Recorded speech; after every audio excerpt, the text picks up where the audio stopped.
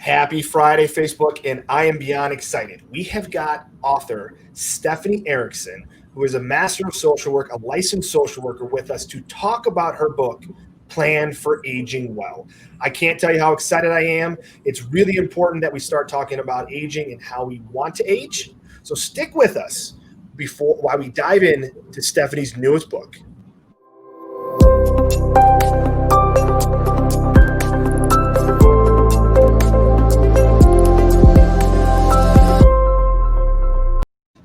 And welcome back. And I'm going to turn it over to the ever famous Catherine Wells. The ever famous. I'm not sure. What am I famous for today? Anything exciting? Anything exciting? Well, you've got wonderful children and a budding, technology application. So you've got a lot to be grateful for. Okay. I definitely have a lot to be grateful for. And this is one of the things I have to be grateful for, the Mavericks of senior living, because we have been so fortunate to attract like-minded people who are really breaking the barriers and breaking status quo and talking about the things that have just not been talked about. And Stephanie, welcome to our show. We're excited to have you here.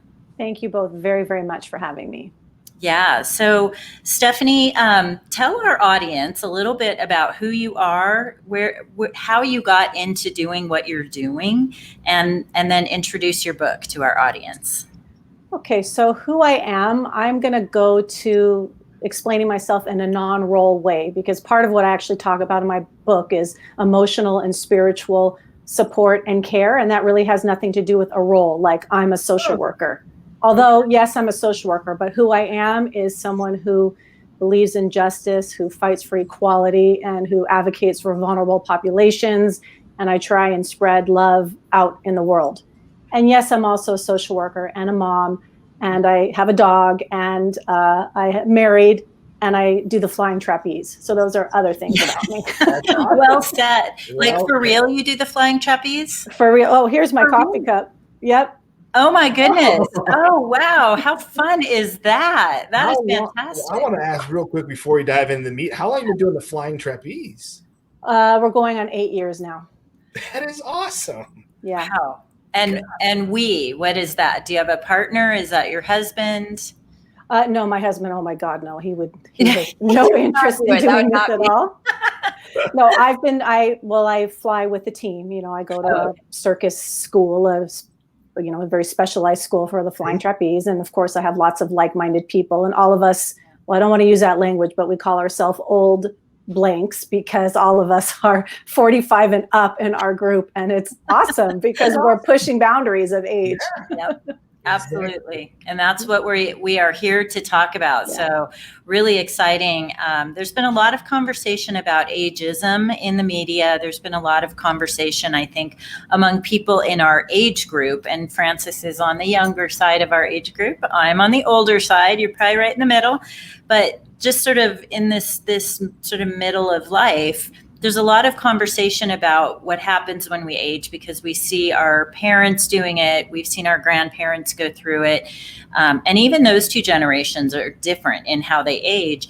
We're living longer, healthier. And how does that look when we begin to age? So I'll just ask you if you can share your book and the content of your book. Okay, it's called Plan for Aging Well, and ageism is something that I talk about actually from the get-go, because I think that's part of the problem as to why we don't have good care and support for our seniors, because we somehow, as a society, devalue people as they age. And I think it's a very large problem in that we're like a productivity-focused society where everything is measured and there's outcomes and there's tangible things that come out of it. That's why I started with, who am I? I'm trying to spread love. I'm trying to advocate for vulnerable people. It's not about something that I'm producing. It's not a thing. It's who I am in me. And as people age, they can no longer do in the traditional sense. They're not producing in our society. And we sort of think, well, what's the point of having them around? That's where I think a lot of this comes from. And also just our culture as North Americans, actually, we've kind of developed this like out of sight, out of mind. When people are older, let's just, send them over here. And I'm not against people who need care and who live in care resonances. It's not that I'm against that. It's just, I think it's the way in which we imagine aging is, okay, here you go, now you're put somewhere else. And so to me, all of the care and support that follows is based on this ageist society. I think that's very well said, because for the longest time, I got into this because of my grandfather's predominantly. One had dementia, one had Parkinson's. And it kind of always will scratch my head when we just segregate those older adults that need this X, whatever X may be. And one thing that hit me really hard right out on the front of your book, that first page, was, we are doing aging wrong. I mean, you have great content, but I love how you set the tone right from the get-go there, because Catherine and I and a lot of other like-minded people have always had this moment of pause, like, why is what we're doing today okay? Since when did we just start settling for this is it? And I love that we now are having people like you, other like-minded, that we're pushing the envelope finally on talking about how we want to age and then taking action to make it happen. I thank you for saying that about that. That's the first sentence of my book. And actually, a lot of people have reflected on that. Some people have said that's like the best line in the entire book. Like, I hope it's not downhill from there. Yeah, I think you got some other good stuff, but I just love the tone you set from that with that point. Yeah, and I think I am trying to call people out. Like, let's stop saying, let's improve what we have. Let's rethink, restructure, reimagine what we have. It's not about adding more staff, which is a great thing to do. So again, I'm not condoning the governments and the organizations for saying, let's increase staff numbers. Obviously, we need to do that. But it's not about just putting more bodies there. It's about, how are those bodies helping other people, and how do we see the bodies that we're giving care to? It's so much more than that. It's a very philosophical, I think, approach. But I hope that people really look at themselves, look deep and hard at how they think of someone who's aging, and what are their actions doing for those who are aging around them, and then also for themselves, and obviously down into different generations. That's really well said. Yeah, and that line, by the way, is also the first line in your LinkedIn profile, as you explain your business. And I think it caught my attention too. It's like, yes. Albert Einstein has a great quote, and I won't get all the words exactly right, but think differently. We cannot solve today's problems with the same thinking we used to create them. And that's really that whole idea of, let's deconstruct what exists today, or just kind of try to start from scratch. That doesn't mean we go over here and we build everything from scratch. Mm-hmm. But if we start with a blank piece of paper, we'll start bringing in some of the things that are working today and leaving out some of the other things. I know that your background is, well, first of all, you're coming to us from Montreal, correct? Yes. Right. So any of our listeners who are out there, tell us where you're watching from. And if you have any questions for Stephanie along the way, please ask them. This is a great opportunity to get it directly from the author of this amazing book. I know that you are a family caregiver expert. Can you share a little bit more about that? Yeah, I mean, I'll be very, very honest with you, that term, it's more of a branding thing, and it just sounds gross saying it, but when you're trying to get your message out, mm-hmm. and you want a consistent presence so people know who to go to for a particular lane of information. Mm-hmm. And so that is why I've kind of branded myself like that. It sounds very egotistical actually to even say it, because there's lots of people that have way more experience than me, and or at least equivalent knowledge.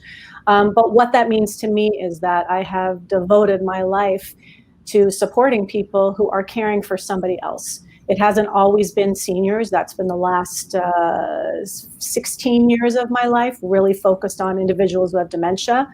But I've also been a palliative care social worker.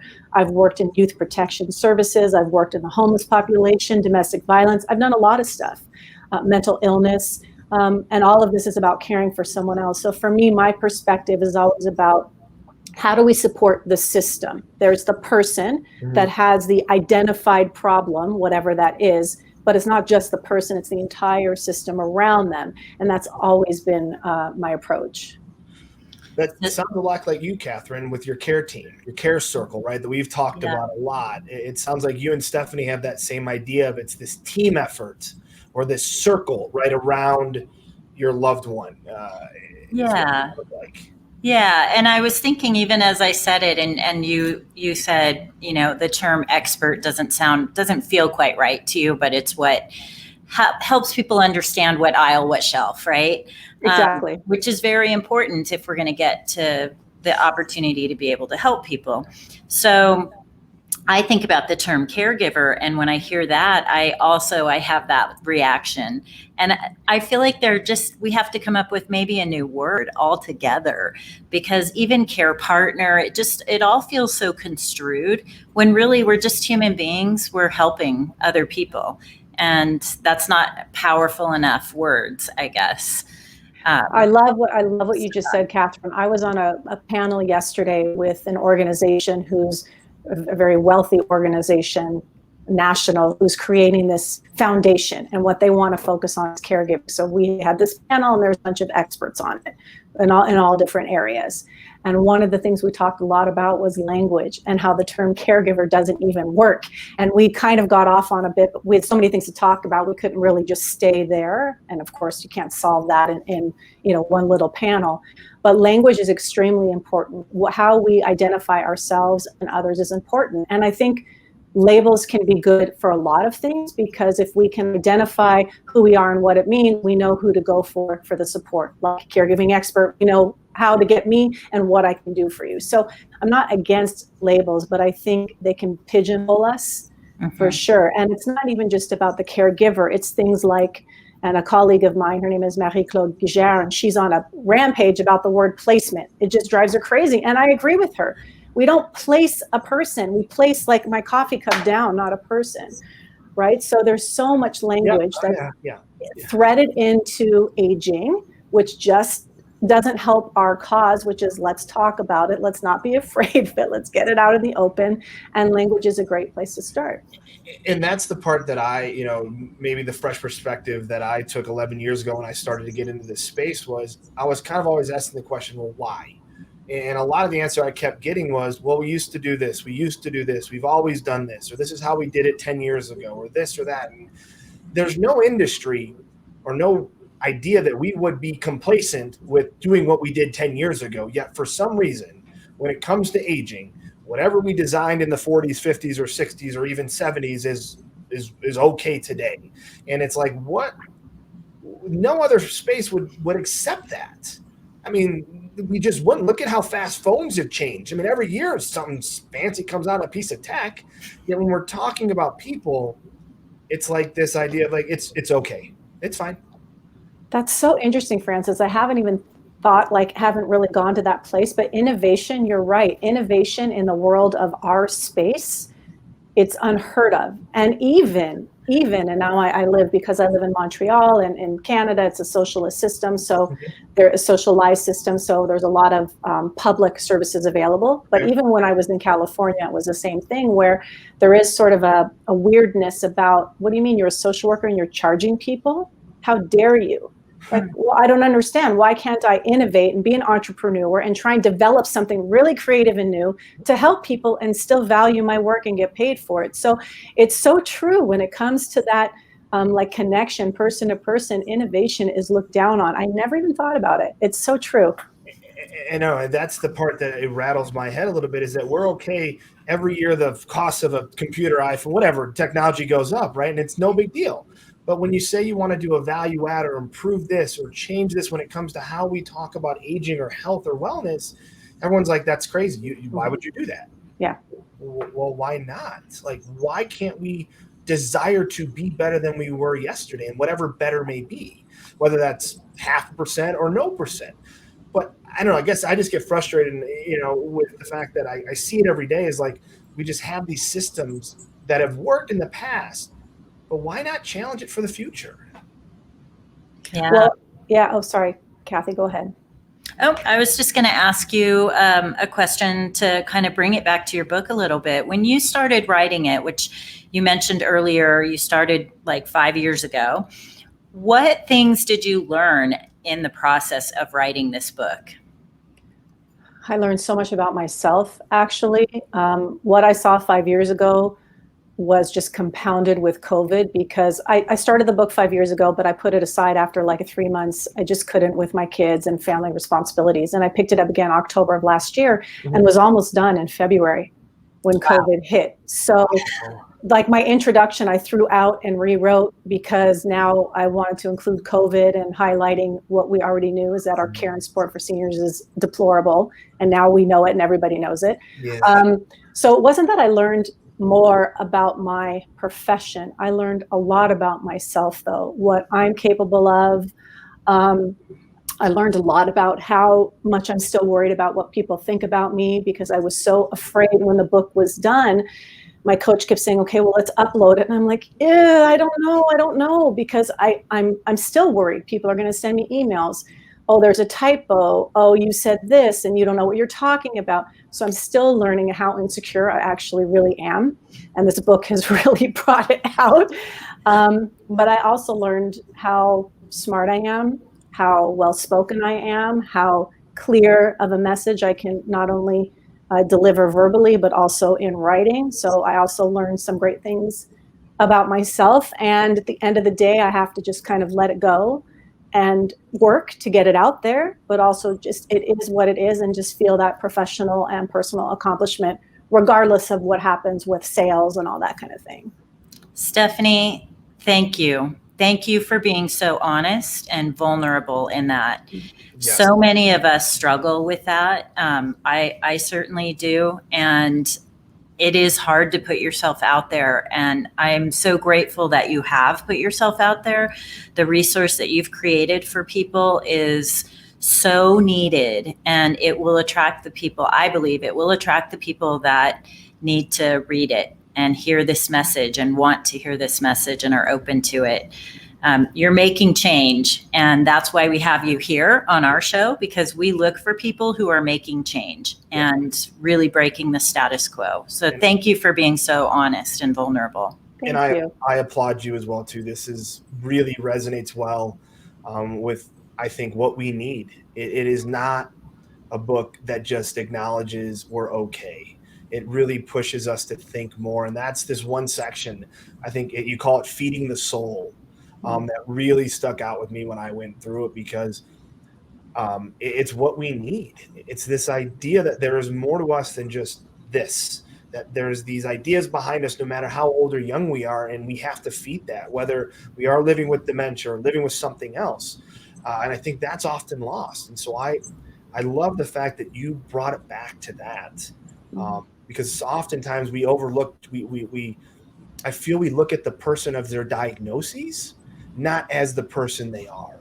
And I think when we stop and look at them as a person living with something, we will finally go back to valuing them no matter where they are in the phase of life. So I applaud that a lot. I mean Thank you.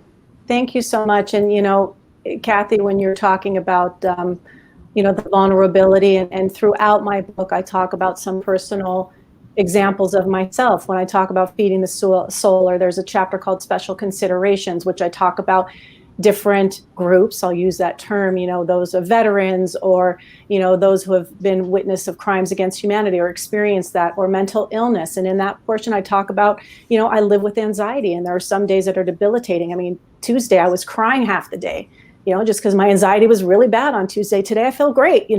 That's who we are as humans. And if we do not start, am I allowed to swear? No, we're on Facebook. Yeah, you're allowed to swear. Yep. Good. Okay.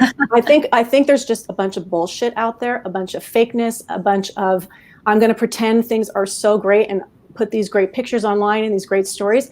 And it's not right, because we are all struggling. Everybody has something, not everybody, but most people have something in their life that they're struggling with. Absolutely. And if we don't put it out there now, we'll never get there when we're aging. And so then when I'm 85 years old and off in the corner in a wheelchair slumped over, no one's attending to me, knowing that perhaps I had anxiety, and now I feel even more anxious because I'm being isolated and alone, or my soul is not being fed, and I think it's all about us really just opening up, being transparent, being honest, and getting a real conversation going about what's happening right now in our lives and how that will project and translate into our aging life.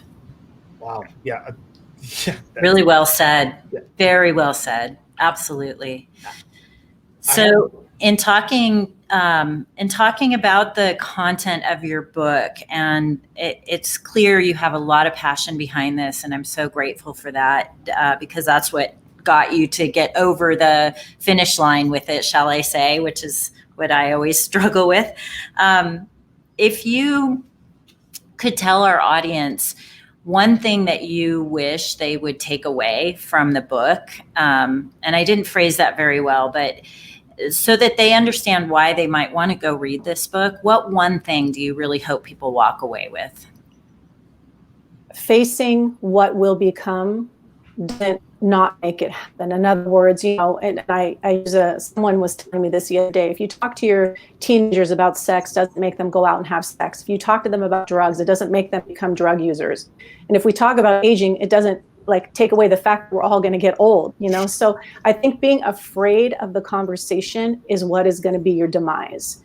And the conversations, those proactive conversations, number one, that we have to have with ourselves is really reflecting in and of ourselves. What do we want? What do we want our life to be? What is that trajectory? What kind of support and help and love do we want around us? And what does it look like? Getting to know ourselves first, having that proactive conversations with families, that is going to be your winning ticket to fight against everything you're afraid of by not talking about it.